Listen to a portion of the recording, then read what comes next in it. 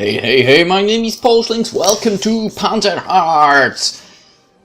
Or visual novel. Alright, after the disgusting cleaning duty I finally make it to the cafeteria for lunch. It is always overcrowded during lunch.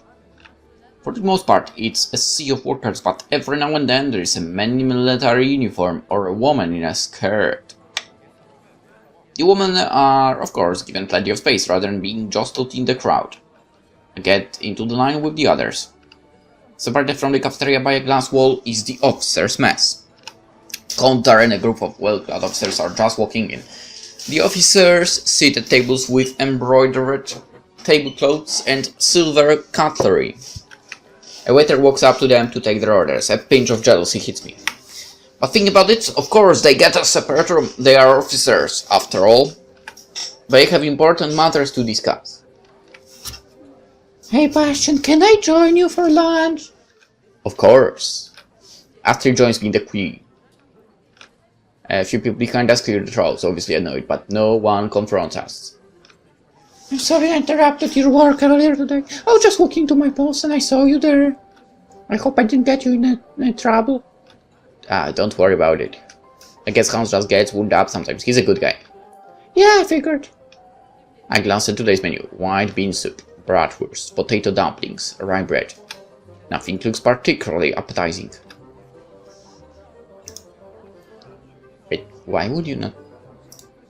Should we... Why would you not take any food for? That's ridiculous. Take the food, man. What's wrong with you? I grab a bratwurst and some dumplings. After all, I need to eat. Oh, I love rye bread. There is not much else to eat for. Well, we are at war after all. We shouldn't expect too much. It's wonderful enough that we even have food to eat. The food on the front wasn't always. Get a move on. We've got hungry mouths to feed over here. We grab our food and head to one of the plain, worn tables. I sit across from us streets. Alright, what he eats looks okay, but what she has... Sit napkin down as my tablecloth and pick up an old metal fork. Thought... I guess if someone saw what I prepared yesterday before going to bed, they would probably think the same I thought right now. It was good. Like I was frying literally everything I had. Freaking tomatoes. What else did I have? Freaking... No, I don't remember it, right? No, potatoes, paprika, I think there was some radish, but also... Wait, potatoes? Did I say potatoes? It wasn't potatoes. Tomatoes, goddammit. So, tomatoes, paprika, green peas, corn...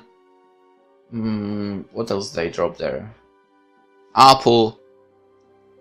So, I got this nicely on the pan. And on the second pan, I literally dropped just your normal eggs. Then mixed it with what I first had and also added cheese and salami, of course cut into small pieces. And then it all was mixed, obviously with salt and pepper, plus I had some supposedly super spicy what's the word for it? Not cream. Sauce, basically. Yeah, sauce. Super spicy sauce, but it wasn't spicy at all. And, well, it turned out well, surprisingly.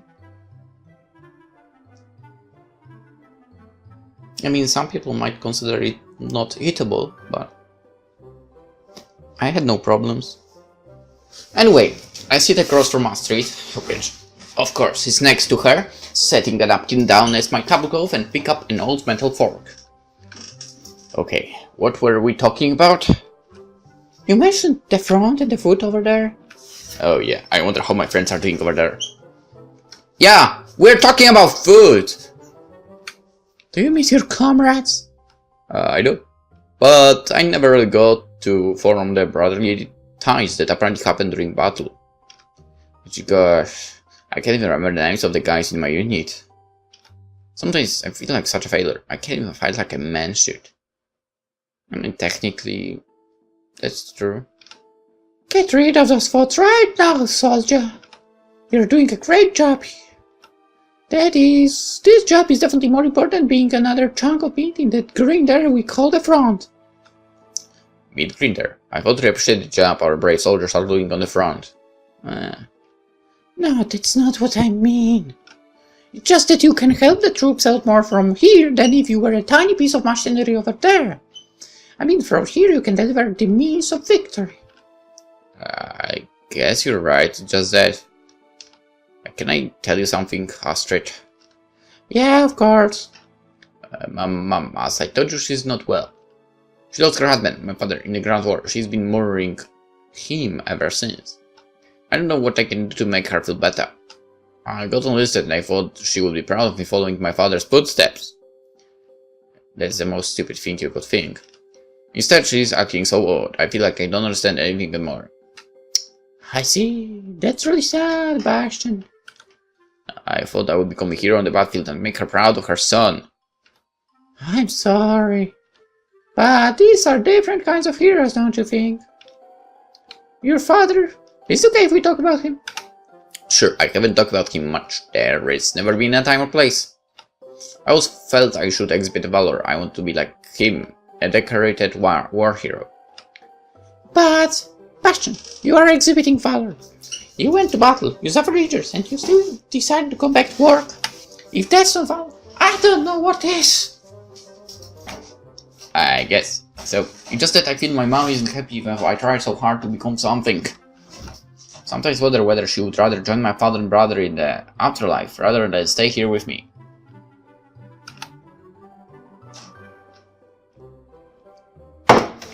That's crazy, and you know it!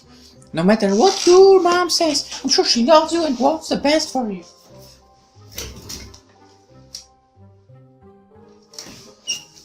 Who knows? Who knows? Gee, if I lost a husband, I don't know how I could live after that. Are you married? No. Are you interested? I was just speaking figuratively. I can't imagine how that would feel. Listen, you have to get your mind off your mom or you'll go crazy.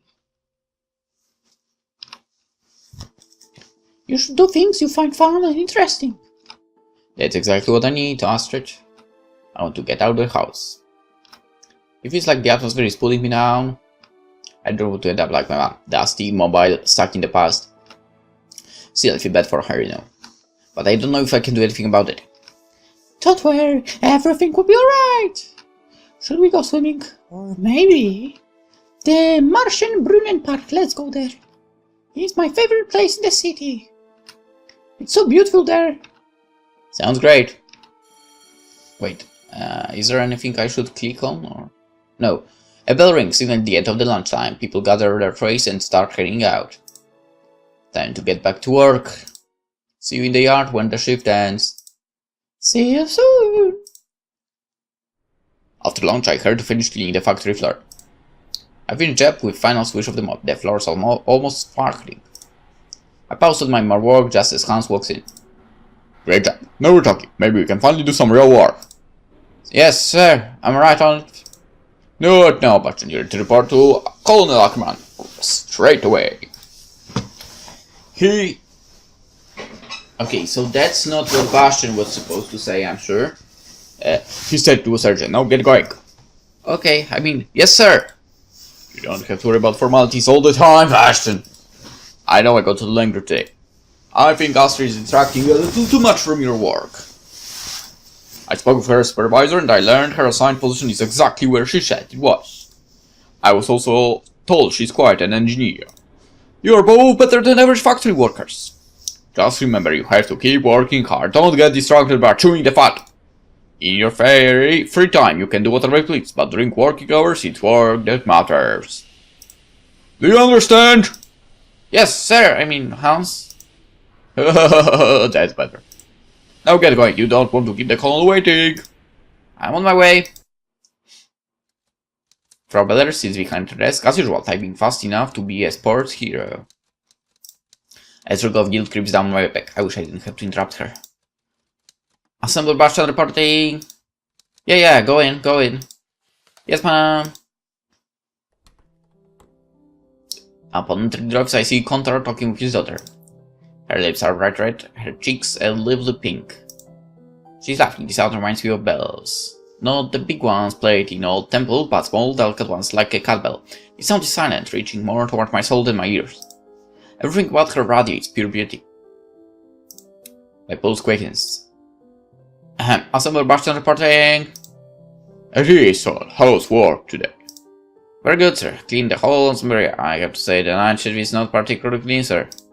Yeah, the night shift. We'll have to do something about them. In the meantime, I wanted to introduce you to someone. Bastian is my brother and this is Bastian. He was wounded in France. I recruited him to work in the factory. He has so far exhibited great energy and ability to learn. Nefer walks toward me. She stretches out her hand. I reach for it, but realize my hand is brown with dirt and grime.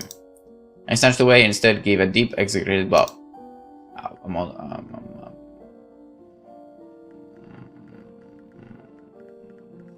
Oop. Why are you bowing to me as if I'm an empress? And now your cheeks are almost as red as mine. Are you sure okay, soldier? Yeah, I just came directly from the assembly, so I'm very dirty. It's no condition for being a fine lady as yourself. You are so funny. Contra looks at me. His expression is hard to understand. Nefer and I are going to the cinema today. There's a new film called The Great Love. Will you join us?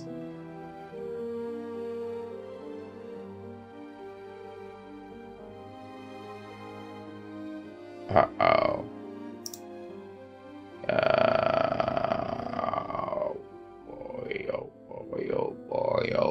Oh boy, now this is problematic. I honestly don't want to go, but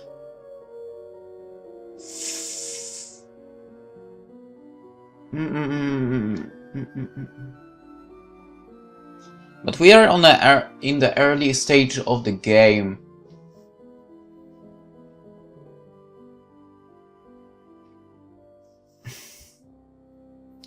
Okay. I mean,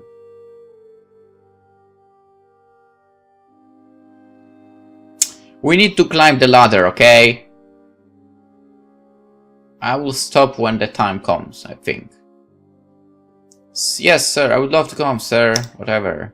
Great. We'll meet at 7 in front of the Zoo Cinema Palace. Dismissed. Yes, sir.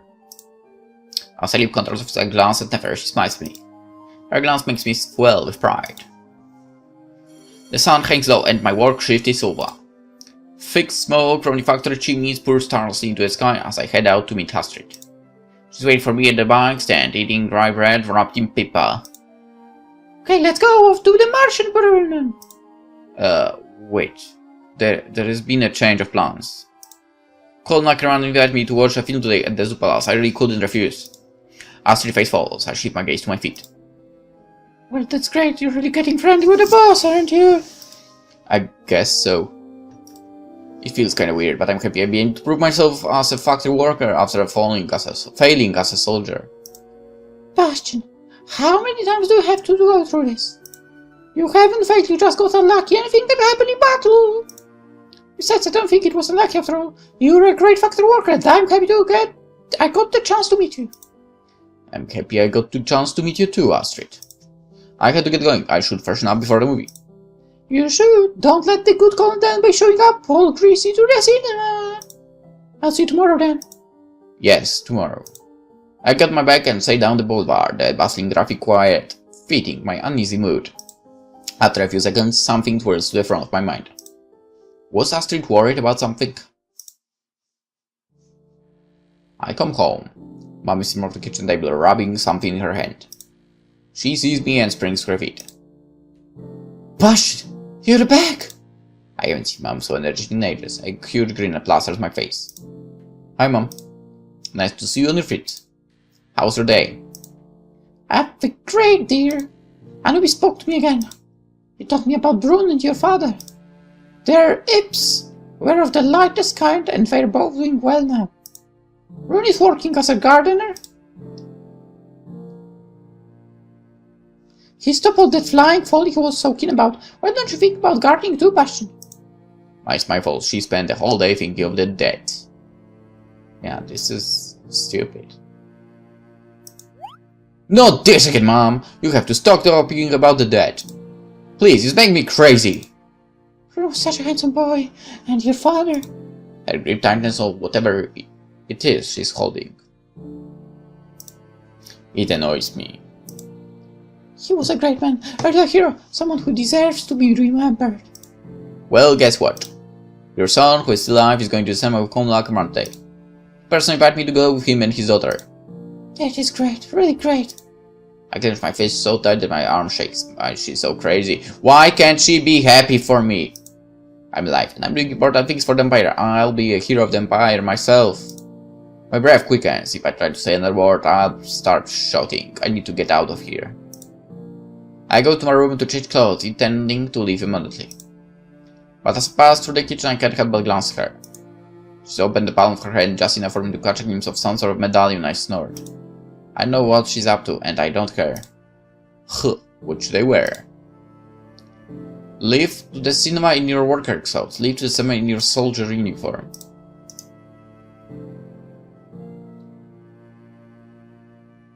Alright, I do remember that in the demo I went with the soldier outfit.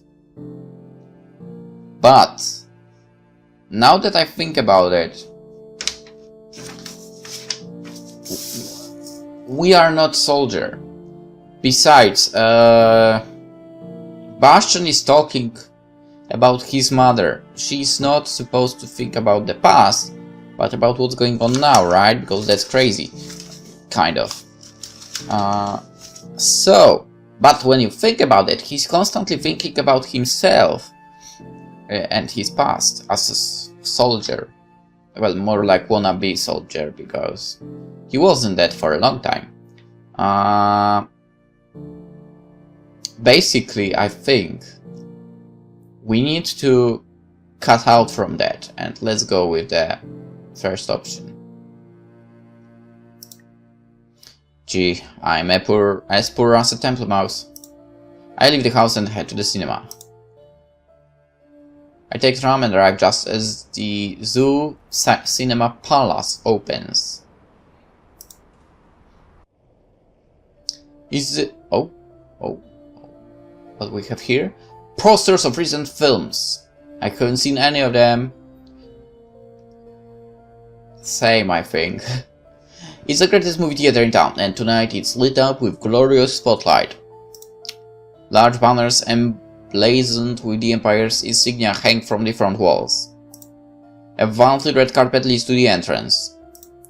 Glossy black automobiles drive up to the front, releasing people who are instantly swarmed by devoted photographers. Guards have set up a perimeter around them. For the love of Hathor, I didn't know there was an actual premiere tonight. I'm not dressed anywhere near well enough. I should have worn my military uniform instead. I don't even know if they'll let me in. Still, I approach the entrance.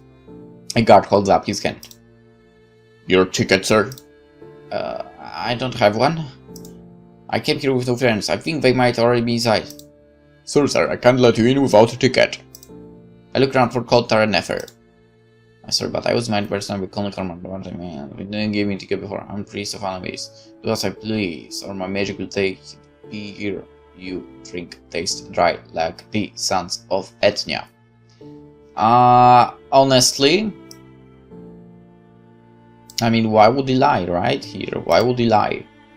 I'm sorry, but I was invited personally by Colonel Ackerman to watch this film. He didn't give me a ticket beforehand. I'm so sorry about this, the premiere of a great film. The fact that they don't say movie annoys me. I see that, but listen.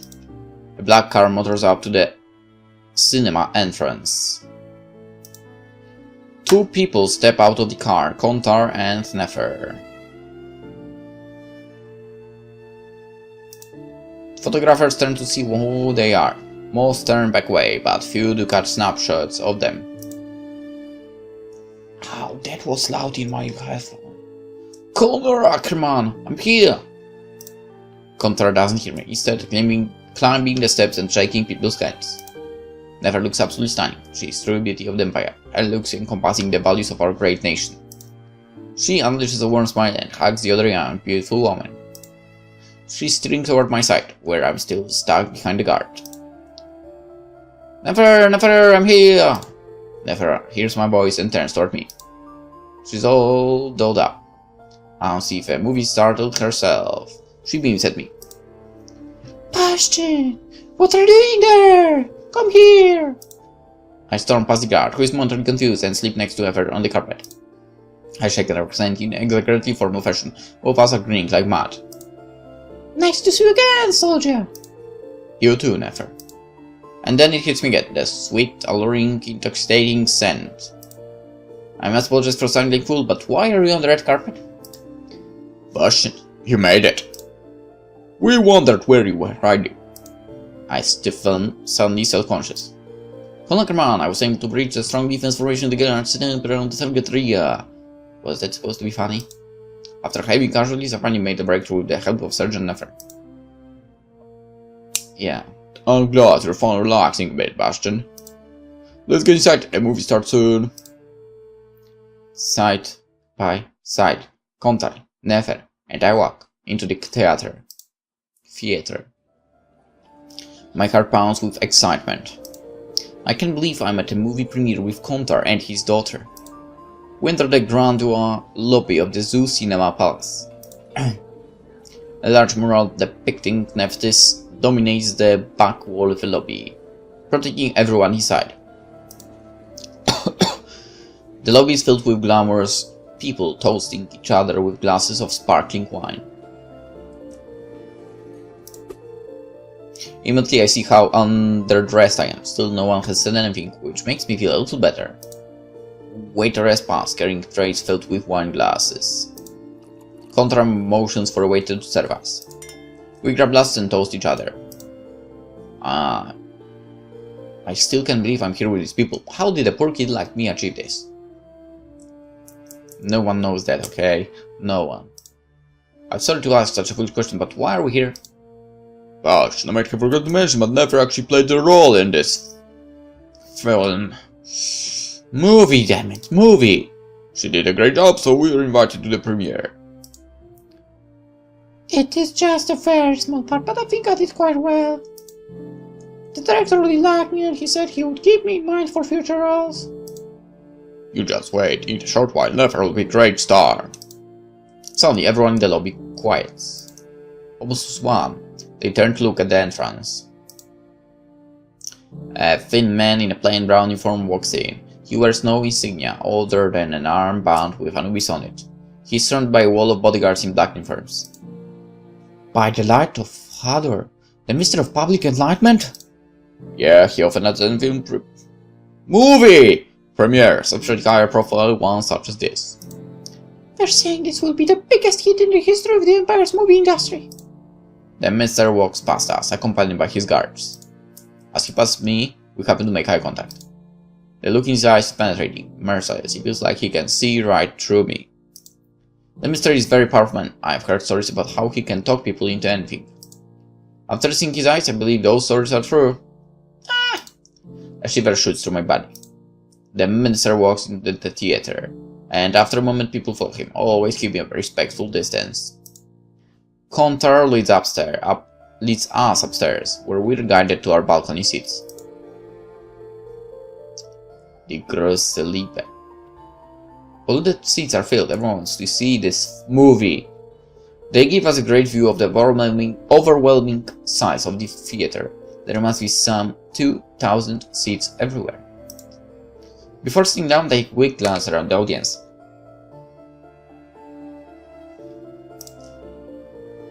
There are officers, distinguished business owners, beautiful women, and quite a few soldiers. The theater is packed.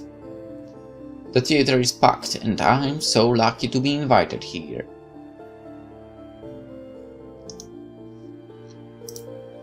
As we sit, the lights dim and the spotlight appears just in front of the silver screen.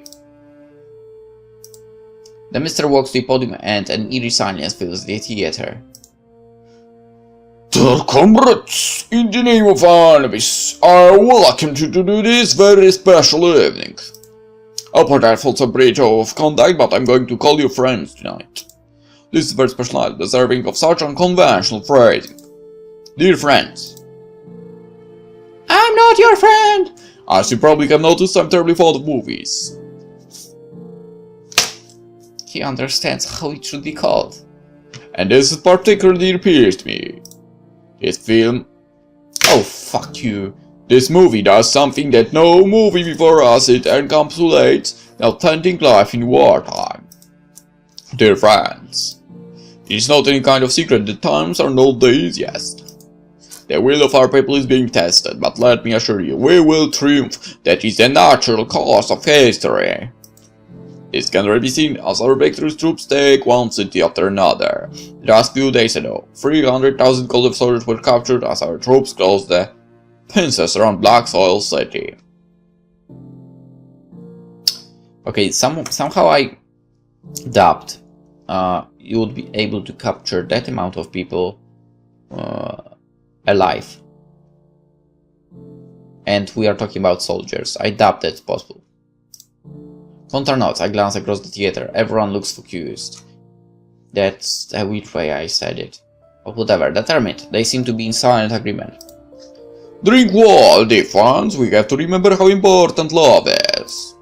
Love is what binds us together, and nothing is more beautiful than a woman loving her husband or a mother looking after her child. But the true depth of love is that when one has to let go. We have all seen it. We have all felt it when a loved one is gone. The minister's words shake me. I think of my father, of how I wish I could have gotten to know him. All I know are my mom's babblings of his heroics. What kind of person was he? What did he like? What did he hate? Did he love my mom? Was he happy? My eyes tear up. I turn my thoughts back to the speech and concentrate. I can't start crying in front of Contar and Nefer. To miss them, our sons, fathers, brothers, has become an everyday occurrence for us, but it never becomes unremarkable. We must all thank them, for they are protecting and guarding us against the threats of our enemies.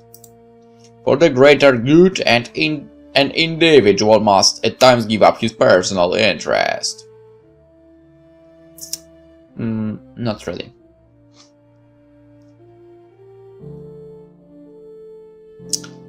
Like, no. It depends what you consider a greater good. Because, in my case, I guess personal interest would be a greater good than whatever you might call greater good.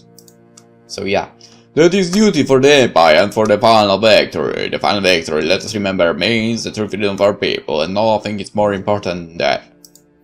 This extends to matters much more prosaic importance than love, such as food, leisure, entertainment, child pleasures.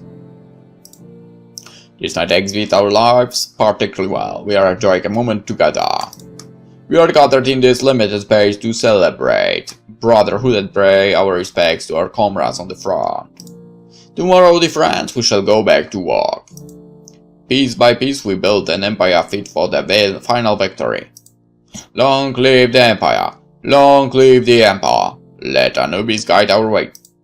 Our people rise up and let them storm break loose. I spring to my feet and violently applaud, even though it was a shitty speech. A jovial cheer fills the space as I all get up and join me. Many are crying.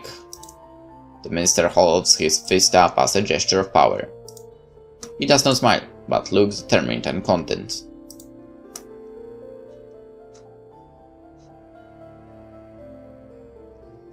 He walks off the podium and the lights dim out. Now the silver screen lights up. And news restarts to roll with the Imperial mark playing. Tanks, trucks, artillery, all the Martians accompanied by soldiers to beat down the muddy roads of Kolodov.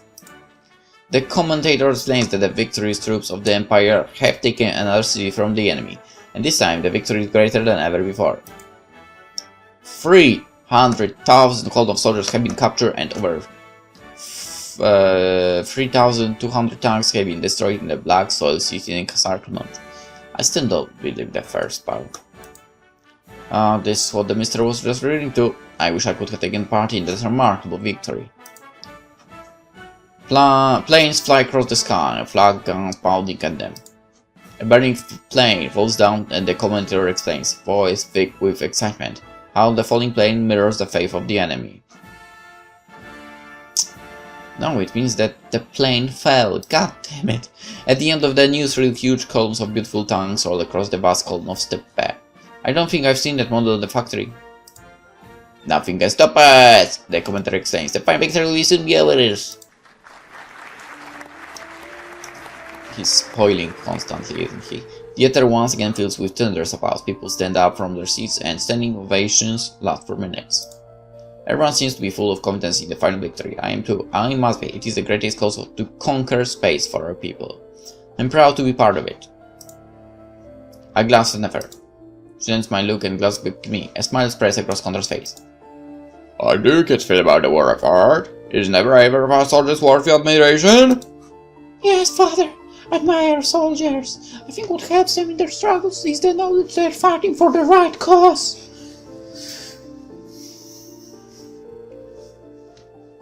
Yeah. Sorry, but fighting is never the right cause. That's definitely true. The conquering of space for people is the necessary thing to do in freeing us from the current predicament of being surrounded by enemies on all sides. Not really, sorry, but conquering. No. Not really. Sorry. I was on the battlefield for only a short time. Okay, seriously, dude. You are embarrassing. You are talking about it. We were there for like 5 seconds. Just stop it. But the brotherhood between comrades was so strong it could take us through anything. Yeah, like you've seen anything like that. Music again starts to play. Text appears across the screen. The Great Love. The film begins with 2 fighter planes flying over the desert. One of them crash lands. The crowd gasps as planes scare into the sky. I've never seen such a realistic movie. Never, this movie is spectacular. I've never seen anything like it. It cost 3 million gold marks to make, so it better be. Whoa, that's a lot of money. I wouldn't act in a second-rate film. Movie! I believe that.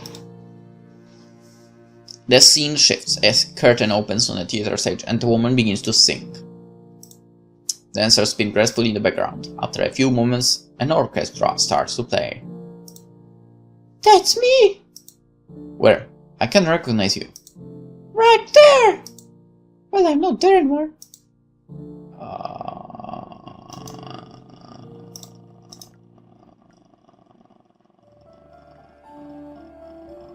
Don't worry, I think I saw you. I really hope I could have a future in the movie business. Shh, focus on the movie. We can discuss your performance afterwards. Me and Never throw quick smiles at each other and turn our heads toward the screen. The singing woman finishes her performance. 2 men in military uniforms are shown applauding in the audience.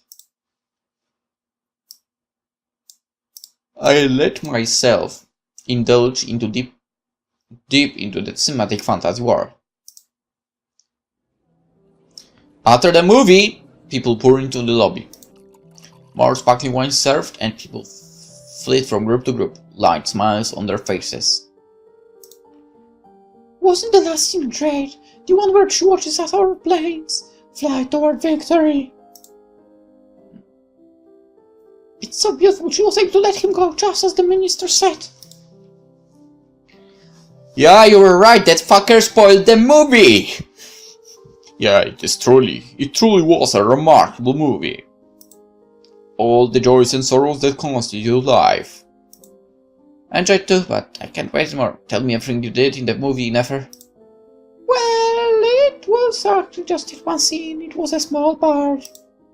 More partly, I got to know the director and other people working in the business. Yes, it's all about the people you know.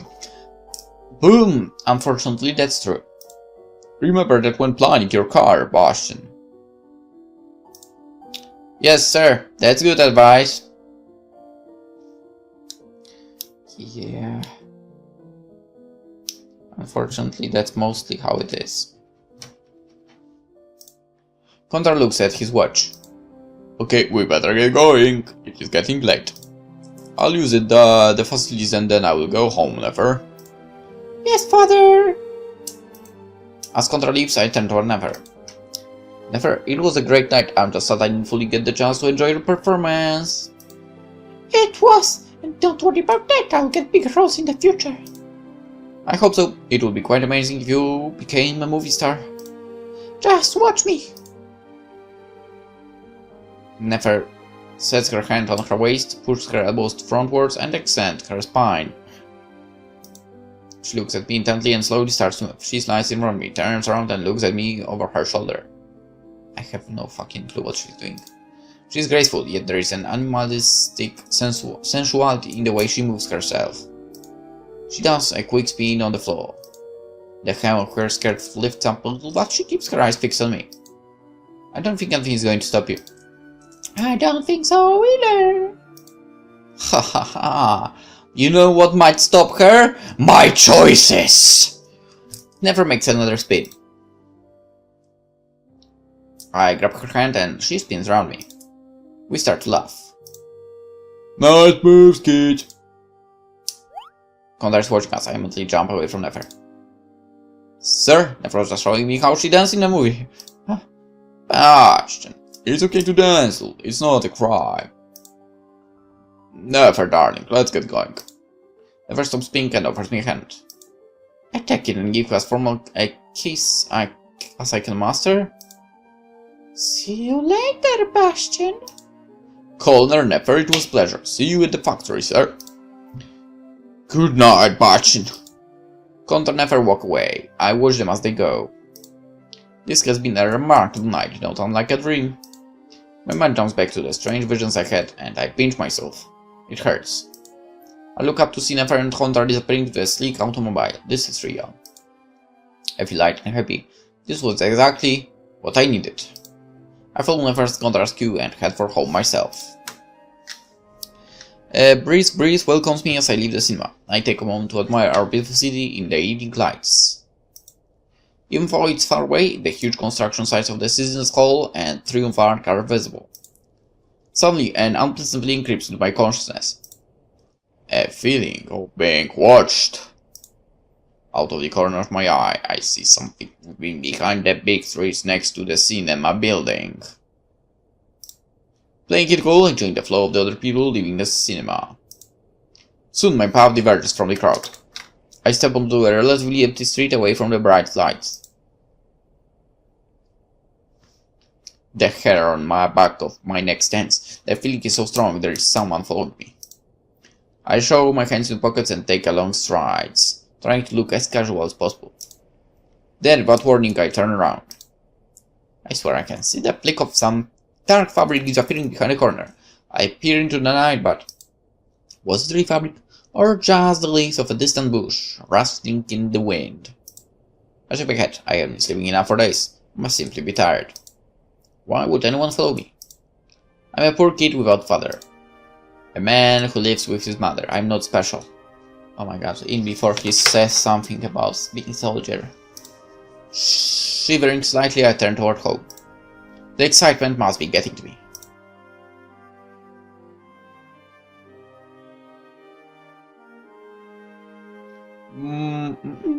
Mom is still sitting at the table when I get home. She's fallen asleep in her rocking chair. Her hands are covering her chest, as if protecting something. I watch her for a few moments before grabbing a blanket and laying it over her. Then I go to sleep. What a weird time. I can hardly believe it really happened.